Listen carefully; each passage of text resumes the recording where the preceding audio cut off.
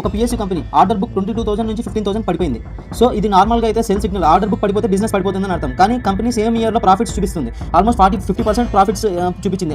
700 crores profit అయితే చూపించడం జరుగుతుంది. సో మేనేజ్మెంట్ ఏం చెప్తుందంటే ఇది వీక్నెస్ కాదు, ఇది మా ఎగ్జిక్యూషన్ స్పీడ్ అంటుంది. సో ఇక్కడ అంతా కాంట్రాక్టింగ్ స్టేట్మెంట్స్, అంతా కన్ఫ్యూజింగ్ ఉంది కదా. ఒక్క నిమిషం ఆగండి, ఇంకొక ఫ్యాక్ట్ చెప్తాను. ఈ కంపెనీలో ఇప్పుడు కాంట్రాక్ట్ పరంగా చూసుకుంటే రీసెంట్ టైంలో ఒక లోయెస్ట్ బిడ్డింగ్ అంటే ఆల్మోస్ట్ 33,000 crores కి ఒక బిడ్డింగ్ చేయడం జరుగుతుంది. సో ఈ కంపెనీ మార్కెట్ క్యాప్తో పోలిస్తే ఆల్మోస్ట్ డబుల్.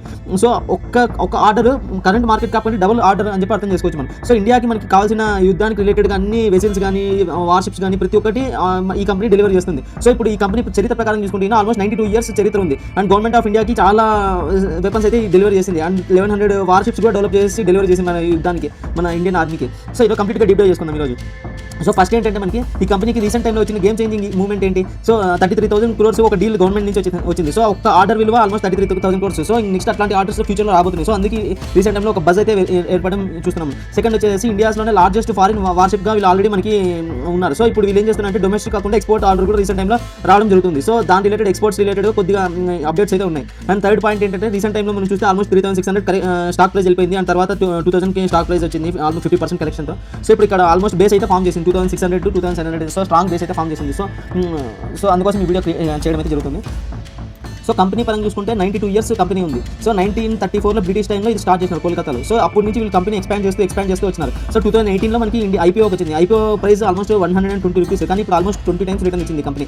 సో ఇప్పుడు ఈ కంపెనీ బిజినెస్ పరంగా ఫస్ట్ డీప్ డైవ్ చేసుకున్నాం. ఫస్ట్ కంపెనీ బిజినెస్ పరంగా చూసుకుంటే టోటల్గా 4 segmentsలో ఇది వర్క్ చేస్తుంది. Ship building, ship repair, engineering, engine. So first మనకి షిప్ బిల్డింగ్ ప్రకారంగా చూసుకుంటే మనకి సో ఫ్లైట్స్, మిసైల్స్, తర్వాత anti submarine warfares, offshore patrol vessels, తర్వాత survey vessels, fast patrol vessels. So ఇవన్నీ తయారు చేస్తారు వీళ్ళు ఈ కంపెనీలో. నెక్స్ట్ వచ్చేసి వార్షిప్స్ పరంగా చూసుకుంటే నావల్ సర్ఫేస్ వార్షిప్స్ కానీ, తర్వాత స్టీల్ బ్రిడ్జెస్ కానీ, సో ఇవన్నీ వీళ్ళు తయారు చేస్తారు. సో ఓవరాల్ చూసుకుంటే హైబ్రిడ్ ప్రకారం చూసుకుంటే వీళ్ళు రీసెంట్ టైంలో వీళ్ళు ఒక డీజలే కాకుండా గ్రీన్స్ రిలేటెడ్గా కూడా కమర్షియల్ డైవర్సిఫికేషన్ చేయడం జరుగుతుంది. అంటే ఇంతకుముందు తయారు చేసే ప్రొడక్ట్స్ అన్ని డీజల్ రిలేటెడ్ చేస్తుంటే ఇప్పుడు గ్రీన్ ఎనర్జీ యూస్ చేసుకుని కూడా తయారు చేయడం జరుగుతుంది. సో ఇక మేజర్ షిఫ్ట్ అని ఆలోచించవచ్చు. ఇప్పుడు ట్రాక్ రికార్డ్ ప్రకారం చూసుకుంటే ఇది సో ట్రాక్ రికార్డ్ ప్రకారం చూసుకుంటే ఈ కంపెనీకి ఆల్మోస్ట్ మనకి 1100 వార్షిప్స్ అయితే డెలివర్ చేసింది. 790 వార్షిప్స్ వెజిల్స్ అయితే ఇంకా డెలివర్ చేసింది. సో ఇప్పుడు ఆల్మోస్ట్ ఇండియాలో చూసుకుంటే ఆల్మోస్ట్ మనకి ఇంపాసిబుల్ అయ్యే వెపన్స్ అని వీళ్ళు తయారు చేస్తున్నారు. సో ఫస్ట్ ఏంటంటే మనకి టూలింగ్ కానీ స్కిల్, వీళ్ళ దగ్గర మెయిన్ మోట్ ఏంటంటే మనకి డిజైన్ రిలేటెడ్ డిజైన్ టీమ్ కానీ, టూలింగ్ కానీ, వర్క్ ఫోర్స్ కానీ, సో నావీ ట్రస్ట్ కానీ, సో ఇవన్నీ గవర్నమెంట్ సైడ్ నుంచి ఉండే ట్రస్ట్ ఇది బేసిక్గా ఈ కంపెనీకి. సో మాడ్యులర్గా చూసుకుంటే ఈ కంపెనీకి సో షిప్ బిల్డింగ్ ప్రకారం చూసుకుంటే ఆల్మోస్ట్ 20 to 25 years ఎక్స్పీరియన్స్ ఉంది. అండ్ మెనీ వెజల్స్ అయితే డెలివర్ చేసింది. సో వీళ్ళు డెలివర్ చేసిన షిప్ బిల్డింగ్స్ ప్రకారం చూసుకుంటే ఆల్మోస్ట్ 3 షిప్ బిల్డింగ్స్ వీళ్ళు పూర్తి చేసినారు కోల్కతాలో. సో 3 షిప్ బిల్డింగ్స్ కోల్కతాలో పూర్తి చేసినారు. అండ్ నెక్స్ట్ వచ్చేసి డీజిల్ ఇంజన్ ప్లాంట్ కూడా తయారు చేయడం అయితే జరుగుతుంది. అండ్ 3 డాక్స్ కూడా తయారు చేసినారు. దీంట్లో షిప్ రిపేర్స్ కానీ, అండర్ కన్స్ట్రక్షన్ కానీ, ఇంజనీరింగ్ వర్క్ కానీ అన్ని ఇక్కడ జరుగుతాయి. సో ఇప్పుడు మోడ్ పరంగా చూసుకుంటే, బ్రాండ్ పరంగా చూసుకుంటే 92 years old legacy company. So ఇది ఒక strong. And technology keep on upgrade అవుతా ఉన్నారు. డీజిల్ నుంచి ఈవీ సైడ్ కానీ, తర్వాత ఎలక్ట్రికల్ సైడ్ కానీ, గ్రీన్ సైడ్ కానీ మూవ్ అవుతా ఉన్నారు. నెక్స్ట్ వచ్చేసి డిస్ట్రిబ్యూషన్. ఒక సింగిల్ డామినెంట్ కస్టమర్ ఇంత మార్కెట్ షేర్ని ఎలా గ్రాస్ చేసుకుంటుందని మనం అనలైజ్ చేసుకోవచ్చు. అంటే డిస్ట్రిబ్యూషన్ ఏ విధంగా మనకి ఇది ఎక్స్పాండ్ అవుతుందో మనం అర్థం చేసుకోవచ్చు క్లియర్గా. అండ్ నెక్స్ట్ దీనికి మేజర్ కాంపిటీటర్ అంటే Mazagon Dock ship builder. And switching cost ఒకసారి మనకి గవర్నమెంట్ సైడ్ నుంచి కానీ, ఒకసారి మనకి ఆర్మీ సైడ్ కానీ ఆర్డర్స్ వచ్చినాకో ఇక్కడ ఈ కంపెనీ నుంచి వేరే కంపెనీకి వెళ్ళిపోదు. ఎందుకంటే ఇది ఒక PSC company, trusted company, switching cost కూడా ఉంటాయని చెప్పి వాళ్ళు ఎప్పుడు కానీ వెళ్ళిపోరు. సో ఇది సేమ్ వర్తిస్తుంది. ఎక్స్పోర్ట్ బిజినెస్ కూడా సేమ్ వర్తిస్తుంది. అండ్ రెగ్యులేటరీ రిలేటెడ్ కూడా ఆల్మోస్ట్ మన డిఫెన్స్ రిలేటెడ్ చాలా ట్రస్ట్ ఉంది. సో ట్రస్ట్, స్విచ్చింగ్ కాస్ట్, తర్వాత డిస్ట్రిబ్యూషన్, టెక్నాలజీ, బ్రాండ్ ప్రతి ఒక్కటి ఈ కంపెనీకి స్ట్రాంగ్గా ఉన్నాయి. సో అందుకే మనకి డిఫెన్స్ బూమ్ వచ్చినప్పుడు ఈ కంపెనీ ఫస్ట్ ప్లేస్లో ఉంటుంది మూవ్ అవ్వడానికి మూమెంటంలో. చూద్దాం ఈరోజు ఇప్పుడు ఫైనాన్షియల్స్ పరంగా చూద్దాం. సో ఇప్పుడు ఫైనాన్షియల్స్ పరంగా చూసుకుంటే మనకి ప్రమోటర్ ప్లెడ్జింగ్ 0 ఉంది. అండ్ పెగ్ రేషియో 0.86 ఉంది. అండ్ రీసెంట్ టైంలో ఒక ప్యాటర్న్ అబ్జర్వ్ చేయండి. ఆపరేటింగ్ మార్జిన్స్ అయితే స్లోగా డ్రాస్టిక్గా ఇంప్రూవ్ అవుతున్నాయి. ఫస్ట్ పాయింట్ ఇప్పుడు డిస్కస్ చేసుకుందాం. ఇప్పుడు ఈ సడన్గా ఇది 9% నుంచి 17%కి రావడానికి రీజన్స్ ఏంటి అని. సో మనకి తెలుసు ఇది డిఫెన్స్ సెక్టర్ అంటే ఒక లంపీ బిజినెస్ అని. సో కొన్ని క్వార్టర్స్లో రిజల్ట్స్ పాజిటివ్ వస్తాయి, కొన్ని క్వార్టర్స్లో రిజల్ట్స్ నెగిటివ్ వస్తాయి. సో దాని ఇంపాక్ట్ కాదు ఇది స్ట్రక్చరల్గా చేంజ్ అవుతుండేది ఇది as per management commentary.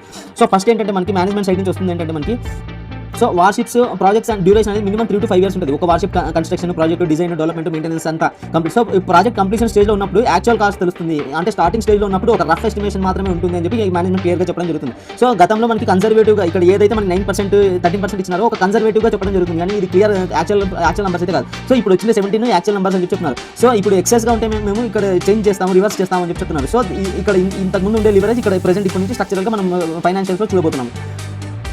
So next క్వార్టర్లో దీని మార్జిన్స్ రిలేటెడ్ ఫస్ట్ పాయింట్ మనం ట్రాక్ చేయాల్సింది అండ్ మా ప్రాఫిట్స్ కూడా ఆటోమేటిక్ ఇంప్రూవ్ అయిపోయినాయి. సో ఇప్పుడు ఆర్డర్ బుక్ పరంగా చూసుకుంటే రీసెంట్ మార్చ్ 2025లో 22,000 ఉండే ఆర్డర్ బుక్ ఇప్పుడు 15,000 ఉంది. సో 5 సంవత్సరాలు మనకి ఆర్డర్ బుక్ చూస్తే 20,000 crores దగ్గర ఉంది. సో సర్ఫేస్ లెవెల్ చూస్తే మనకి ఒక స్కేరీ నెంబర్ కనిపిస్తుంది. ఒక డిమాండ్ పడిపోతుందా లేకపోతే ఏదైనా ప్యానిక్ జరుగుతుందా ఆర్డర్ బుక్ ప్రకారంగా, ఎందుకంటే 22,000 నుంచి 15,000 రావడం అనేది అది మామూలు విషయం కాదు.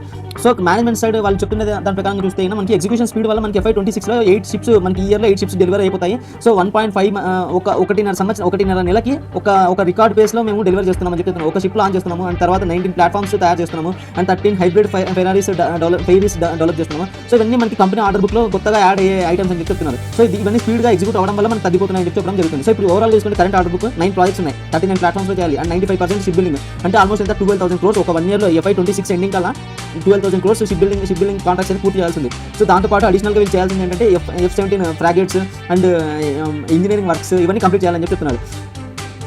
సో నెక్స్ట్ ట్రిగర్ పాయింట్ ఏంటి చెక్ చేయాలంటే నెక్స్ట్ క్వార్టర్లో ఆర్డర్ ఫ్లోస్ ఎంత ఉంది, ఆర్డర్ బుక్ ఎంత ఉంది అండ్ ఎగ్జిక్యూషన్ ఎలా ఉంది. So first point marches, second point order book ఎలా ఎగ్జిక్యూట్ అవుతుందని చెక్ చేయాలి. సో ఇప్పుడు మేనేజ్మెంట్ ప్రకారం చూసుకుంటే ఫ్యూచర్ పరంగా సో మాకు చాలా పెద్ద ఫ్యూచర్ పైప్ లైన్ ఉంది అండ్ నేవీ నుంచి కానీ కోస్టల్ గార్డ్ నుంచి కానీ ఎక్స్పోర్ట్ కమర్షియల్ నుంచి కానీ సో ఇక్కడ నుంచి చాలా పుష్ ఉంది. సో ఫ్యూచర్లో మేము చాలా డెలివరీ చేయాల్సి ఉంది అని చెప్పడం జరుగుతుంది అండ్ కెపాసిటీ కూడా ఆల్మోస్ట్ 28 to 32 షిప్స్ మేము డెలివరీ చేయాలి వితిన్ 6 months అని చెప్తున్నారు. సో ఓవరాల్ చూసుకుంటే మనకి ఇంతకుముందు ఇచ్చిన ప్రామిసెస్ ప్రకారంగా చూసుకుంటే FY26లో మనకి 7,000 crores రెవెన్యూ అయితే జనరేట్ చేస్తామన్నారు. అది సక్సెస్ఫుల్గా డెలివరీ చేసినారు అండ్ ఆల్సో ప్యాట్ కూడా వాళ్ళు చెప్పిన దానికంటే 5% ప్యాట్ ఎక్కువ డెలివరీ చేసినారు. 750 crores ప్యాట్ అనేది డెలివరీ చేసినారు. నెక్స్ట్ ఏంటంటే మనకి ఇయర్ ఎండింగ్ కల్లా మనకి 8 వార్షిప్స్ అనేది డెలివరీ చేసి రెడీగా ఉంటామని చెప్తున్నారు. సో ఇప్పుడు యాజ్ పర్ మేనేజ్మెంట్ కమెంటరీ మనం ఎక్స్పెక్ట్ చేసుకోవచ్చు. సో డెలివరీ స్టార్ట్ చేసాము వితిన్ 1.5 month ప్రతి ఒక 1.5 month ఒక షిప్ డెలివరీ అవుతుందని చెప్పి రీసెంట్ కమెంటరీ ప్రకారం మనం కాన్ఫిడెన్స్ అర్థం చేసుకోవచ్చు. అండ్ థర్డ్ పాయింట్ ఏంటంటే మనకి ఒక కాంట్రాక్ట్ ఎన్జీసీ నుంచి ఒక కాంట్రాక్ట్ అనేది మార్చ్ 2026 దగ్గర డిలే అయిపోయింది. సో దానివల్ల ఇక్కడ నెగోషియేషన్స్ చేస్తున్నాము అని చెప్పడం జరుగుతుంది. సో అది నెక్స్ట్ ఇయర్ జనవరి ఫిబ్రవరి ఆ టైంలో మనకి ఫైనలైజ్ అయిపోతుంది అని చెప్తున్నారు. సో దాని రిలేటెడ్గా మనకి ప్రోగ్రెస్ ఎలా ఉందో అర్థం చేసుకోవాలి. సో ఓవరాల్గా చెక్ చేస్తే 2 పాయింట్స్ మనం ట్రాక్ చేయాలి. ఒకటి మార్జిన్స్, సెకండ్ వచ్చేసి ఆర్డర్ బుక్ ఎలా గ్రో అవుతుంది, ఎలా డెలివరీ చేస్తున్నారని. ప్రమోటర్స్ 8 సంవత్సరాల నుంచి అసలు ఒక్క డైల్యూషన్ కూడా చేయలేదు, అంటే స్ట్రాంగ్ కాన్ఫిడెంట్గా ఉన్నారు. అండ్ ఇంకొక ప్యాటర్న్ అబ్జర్వ్ చేస్తే ప్రతి కంపెనీకి almost 60% to 65% as per SEBI guidelines, కానీ ఇక్కడ మాత్రం ఈ కంపెనీ మాత్రం 75% వరకు హోల్డ్ చేస్తున్నారు. సో అయినా కూడా డైల్యూషన్ అనేది ఎక్కడ కనిపించలేదు. ఫస్ట్ పాయింట్ ఇక్కడ కాన్ఫిడెన్స్ అనేది అర్థం చేసుకోవచ్చు. అండ్ సెకండ్ వచ్చేసి FY26లో మనకి జూన్ 2026 నాటికి మనకి FIS సైడ్ చూస్తే ఆల్మోస్ట్ 5.33 ఉండేది, అది ఇక్కడ చూస్తే 2% తగ్గిపోయింది ఆల్మోస్ట్. సో ఇక్కడ ఇది మనకి బ్రాడర్ మార్కెట్ సెల్లింగ్ వల్ల మనకి FIS రీసెంట్ టైంలో సెల్లింగ్ చేసినారని చెప్పి మనం అర్థం చేసుకోవచ్చు. కానీ DIS మాత్రం కాన్స్టెంట్గా ఉన్నారు ఆల్మోస్ట్. నెక్స్ట్ ఇప్పుడు మనకి తెలియనివి అన్డిస్కవరబుల్ ఆపర్చునిటీస్ అంటే ఫస్ట్ హైబ్రిడ్ ఫెరారీస్ తయారు చేస్తామన్నారు అండ్ యూఎస్ఏ ఆపర్చునిటీ ఉందన్నారు అండ్ ఎక్స్పోర్ట్ బ్రిడ్జెస్ నావెల్స్ తయారు చేస్తామంటున్నారు. సో ఇవన్నీ ఇంకొకటి గవర్నమెంట్ సైడ్ నుంచి ఒక MOU కూడా తొందరలో వస్తుందని చెప్పడం జరుగుతుంది. సో ఆ MOU తర్వాత మనకి ఎక్స్పోర్ట్ రిలేటెడ్ పార్ట్నర్షిప్స్ కానీ ఎక్స్పోర్ట్ బిజినెస్ కానీ పెరిగిపోతుందని చెప్పి క్లియర్గా చెప్పడం జరుగుతుంది. సో ఇప్పుడు మనకి మెయిన్ హెడ్విన్స్ అండ్ టైల్విన్స్ పరంగా చూసుకుంటే మనకి 200 వార్షిప్స్ అయితే టార్గెట్ పెట్టుకోవడం జరుగుతుంది. సో 2035 నాటికి అది 200 వార్షిప్స్ కంప్లీట్ చేయాలని చెప్పి టార్గెట్ పెట్టింది. సో ఇప్పుడు డిఫెన్స్ కౌన్సిల్ ప్రకారం చూసుకుంటే మనకి 74 అడిషనల్ షిప్స్ కోసం మనకి యాక్సెప్టెన్స్ అనేది ఖచ్చితంగా కావాలని చెప్పడం జరుగుతుంది. So 65 surface level ships, 9 submarine ships. So వీటి cost almost 2.35 lakhs crores. So ఇప్పుడు కంపెనీ మార్కెట్ క్యాప్ ప్రకారం చూసుకుంటే మార్కెట్ క్యాప్ కేవలం 20 crores మార్కెట్ క్యాప్, ఇది 20,000 crores మార్కెట్ క్యాప్. కానీ ఇక్కడ ఆర్డర్స్ వచ్చే ఆస్కారం చూస్తే 2.35 lakhs crores ఆర్డర్ వచ్చే ఆస్కారాలు ఉన్నాయి. సో అందుకే ఈ రీసెంట్ టైంలో ఈ కంపెనీలో ఎక్కువ బజ్ వినపడడం అయితే జరుగుతుంది. సో దీంతో పాటు ఇంకొకటి 1 lakh crore వరకు కాంట్రాక్ట్స్ అనేది డొమెస్టిక్ షిప్ బిల్డింగ్ ఇన్ఫ్రాస్ట్రక్చర్ నుంచి సపోర్ట్ కోసం మన గవర్నమెంట్ ఆర్డర్ ఇవ్వడం ఆర్డర్స్ వచ్చే ఆస్కారాలు కనిపిస్తున్నాయి ఒక 6 to 1 yearలో. నెక్స్ట్ వచ్చేసి 2026లో ఒక బిగ్గెస్ట్ ఇయర్ ఎవరని చెప్పడం జరుగుతుంది మేనేజ్మెంట్ గైడెన్స్ ప్రకారం. సో 19 వార్షిప్స్ మేము డెలివరీ చేస్తున్నాం ఈ ఇయర్ డిసెంబర్ కల్లా, ఇది ఒక స్ట్రాటజిక్ మూవ్ అని చెప్తున్నారు. సో నావీ పరంగా చూసుకుంటే ఆల్మోస్ట్ 40 days ఇంటర్వెల్లో మేము 1.5 month ప్రతి ఒక్క వార్షిప్ డెలివరీ చేస్తే వెళ్ళిపోతామని చెప్తున్నాను.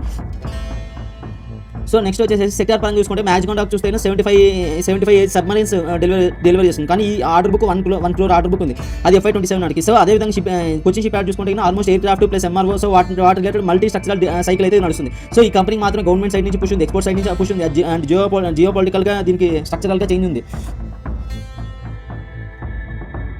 సో హెడ్విండ్ పరంగా చూసుకుంటే మనకి ఎన్జీసీ కాంట్రాక్ట్ అనేది మనకి నెక్స్ట్ ఇయర్ జనవరి ఫిబ్రవరిలో వస్తే బెటర్, లేకపోతే కొద్దిగా స్టాక్ ప్రైస్లో కరెక్షన్ అయితే చూసే ఆస్కారాలు ఉన్నాయి. సో ఎందుకంటే ఈ ఫ్యూచర్లో 1 lakh crore ఆర్డర్స్ వస్తాయనే ఉద్దేశంతో స్టాక్ ప్రైస్ రైజ్ అవుతుంది. సో అదే రావడం లేదని తెలిస్తే కొద్దిగా స్టాక్ ప్రైస్లో కరెక్షన్ చూసే ఆస్కారాలు కనిపిస్తుంది. నెక్స్ట్ వచ్చేసి defence budget allocation next years ఎలా జరుగుతుందో మనం అబ్జర్వ్ చేసుకోవాలి. సో నెక్స్ట్ థర్డ్ ఏంటంటే ఎగ్జిక్యూషన్ ఎలా జరుగుతుందో అబ్జర్వ్ చేసుకోవాలి. And raw material cost recent టైంలో మనకి చూసుకుంటే మనకి ఇది జియోపొలిటికల్గా చాలా ప్రాబ్లమ్స్ వస్తున్నాయి. సో దాని రిలేటెడ్ ఇంపాక్ట్ ఏమైనా అవుతుందని చెప్పి, ఎందుకంటే స్టీల్ కాపర్ అవన్నీ ప్రైజెస్ అయితే పెరిగిపోవడం జరిగింది. సో దీనివల్ల సప్లై చైన్ డిస్ట్రప్షన్ కూడా వచ్చే ఆస్కారాలు కనిపిస్తున్నాయి. సో ఇప్పుడు క్యాటలిస్ట్ ప్రకారం చూసుకుంటే ఫస్ట్ 33,000 crores ఎన్జీసీ ఆర్డర్ ప్రకారం చూసుకుంటే అది ఎప్పుడైతే ఎన్జీసీ ఆర్డర్ మనకి అప్రూవ్ అయిపోతుందో, సో ప్రెజెంట్ ఉండే ఆర్డర్ బుక్ ఎంత 50,000 crores, అక్కడ నుంచి 48,000 crores ఆర్డర్ బుక్గా చేంజ్ అయిపోతుంది. సో ఒకే టైంలోనే మనకి మన కరెంట్ మార్కెట్ క్యాప్కి ఉండే 3 times గ్రోత్ అనేది చూస్తాం. సో నెక్స్ట్ వచ్చేసి ఇండియా ఫస్ట్ అనేది పెట్రోల్ విజిల్స్ లాంచ్ చేయడం అనేది జరుగుతుంది. సో ఇప్పుడు దాని ప్రకారం చూసుకుంటే ఫ్యూచర్లో దాని రిలేటెడ్ ఎట్లా ఆర్డర్స్ వస్తున్నాయని చెప్పి అర్థం చేసుకోవాలి. సో ఎక్స్పోర్ట్ ఆర్డర్స్ ఎలా ఉన్నాయి అండ్ గ్రీన్ కమర్షియల్ డైవర్సిఫికేషన్ ఎలా జరుగుతుంది అండ్ వెస్ట్ బెంగాల్లో రీసెంట్ టైంలో గ్రీన్ రిలేటెడ్గా వీళ్ళు హైబ్రిడ్ ఫెరారీ అని ఒకటి స్టార్ట్ చేసినారు సార్. దాని రిలేటెడ్ రెవెన్యూస్ ఎలా వస్తున్నాయి అండ్ కెపాసిటీ ఎక్స్పాన్షన్ కూడా ఆల్మోస్ట్ 28 to 32 కంకరెంట్ వార్షిప్స్ అయితే వీళ్ళు హ్యాండిల్ చేసి డెలివరీ చేస్తాం డీజిల్ రిలేటెడ్ అని చెప్తున్నారు. సో అది ఎలా ర్యాంప్ అప్ అవుతుంది అనే దాని నుంచి మనం చెక్ చేసుకోవాలి. సో ఓవరాల్గా చూసుకుంటే మనకి ఫైనాన్షియల్గా ఒక ఇప్పుడు ప్రెసెంట్ ఉండే 2300 ఒక స్ట్రాంగ్ సపోర్ట్ అని చెప్పుకోవచ్చు మనము. సో 2800 అబౌవ్ ఉన్నంత వరకు ఒక మనం స్ట్రాంగ్ రెసిస్టెన్స్ లా కన్సిడర్ చేసుకోవచ్చు. ఎప్పుడైతే మనం అప్ సైడ్ మూమెంట్ మనం క్లియర్గా అంటిసిపేట్ చేసుకోవచ్చు. సో టెక్నికల్గా మనం చెక్ చేసుకుంటే ఒక ఎన్జీసీ కాంట్రాక్ట్ అనేది ఒక మెయిన్ హిస్టారిక్ మూమెంట్. అది ఎప్పుడైతే దానికి వస్తుందో ఆల్మోస్ట్ 5 to 10% మనకి మేజర్గా మనకి ఈ కాంట్రాక్ట్లో న్యూస్ కూడా వచ్చే ఆస్కారాలు కనిపిస్తున్నాయి. ఈ స్టాక్ ప్రైస్లో కొద్దిగా బజ్ కూడా వినపడే ఆస్కారాలు కనిపిస్తున్నాయి.